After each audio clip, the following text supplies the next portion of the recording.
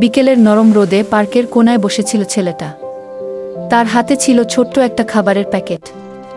সামনে 3টা ছোট বিড়ালছানা, 2টো কমলা, একটা ধূসর। ওদের চোখে ছিল ক্ষুধা, কিন্তু তার চেয়েও বেশি ছিল ভরসা। ছেলেটার নাম রাফি।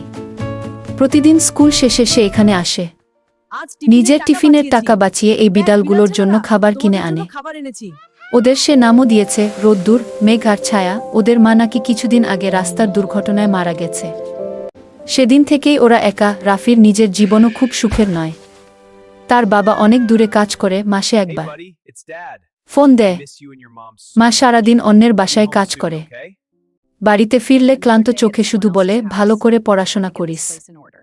রাফির মন খারাপ হলে সে এই 3 বন্ধুর কাছে আসে। সেদিনও সে ওদের সামনে খাবার ঢেলে দিল। 3টা ছোট্ট মুখ একসাথে ঝুঁকে পড়ল। খেতে খেতে মাঝের ধূসরটা মেঘ হঠাৎ থেমে গেল। ওর ছোট্ট শরীরটা কাঁপছিল। রাফি বুঝতে পারল কিছু একটা ঠিক নেই।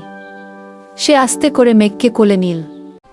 মেঘের চোখ দুটো ধীরে ধীরে বন্ধ হয়ে এল। রাফি কাঁদতে লাগল। পার্কের মানুষজন থেমে তাকাল, কিন্তু কেউ এগিয়ে এল না। তার কোলে মাথা রেখে মেঘ চুপচাপ চলে গেল। ক্ষুধা, ঠান্ডা আর অসুখের সাথে লড়াই করে হেরে গিয়ে সেদিন সূর্যটা যেন একটু আগেই ডুবে গিয়েছিল। রাফি মেঘকে পার্কের এক কোনায় মাটির নিচে শুইয়ে দিল। রোদ্দুর আর ছায়া পাশে বসেছিল। জেন বুঝতে পারছে তাদের ভাই আর ফিরবে না। এরপর থেকে রাফি প্রতিদিন আসে, কিন্তু তার হাসি আর আগের মতো উজ্জ্বল নয়।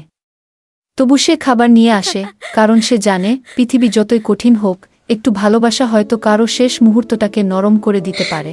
আর পার্কের সেই কোনায় ছোট্ট একটা গাছের নিচে মেঘ ঘুমিয়ে আছে, রাফির অশ্রুতে ভেজা মাটির